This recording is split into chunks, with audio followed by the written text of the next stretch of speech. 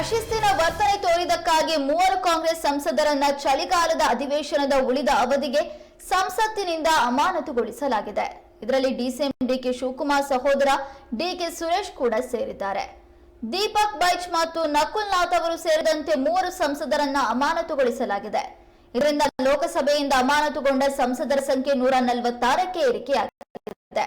ಸಂಸದೀಯ ವ್ಯವಹಾರಗಳ ಸಚಿವ ಪ್ರಹ್ಲಾದ್ ಜೋಶಿ ಅವರು ಅಮಾನತಿಗೆ ಪ್ರಸ್ತಾವನೆ ಮಂಡಿಸಿದರು. ಈ 3 ಸದನ ಮತ್ತು ಪೀಠದ ಆದೇಶವನ್ನು ಸಂಪೂರ್ಣವಾಗಿ ನಿರ್ಲಕ್ಷಿಸಿ ಫಲಕಗಳನ್ನು ಪ್ರದರ್ಶಿಸುವ ಮೂಲಕ ಸದನದ ಬಾವಿಗೆ ಇಳಿದು ಪ್ರತಿಭಟನೆಯನ್ನ ನಡೆಸಿದ್ರು. ಇದನ್ನು ಗಂಭೀರವಾಗಿ ಪರಿಗಣಿಸಿ ಅಮಾನತು ಮಾಡಲಾಗಿದೆ ಎಂದು ಸಚಿವ ಪ್ರಹ್ಲಾದ್ ಜೋಶಿ ಹೇಳಿದ್ದಾರೆ. ಸಂಸತ್ನಲ್ಲಿ ಭದ್ರತಾ ಲೋಪ ಪ್ರಕರಣದ ಬಗ್ಗೆ ಕೇಂದ್ರ ಗೃಹ ಸಚಿವ ಅಮಿತ್ ಶಾ ಹೇಳಿಕೆ ನೀಡಬೇಕು ಅಂತ ಪ್ರತಿಭಟನೆಯನ್ನ ನಡೆಸಲಾಗಿತ್ತು.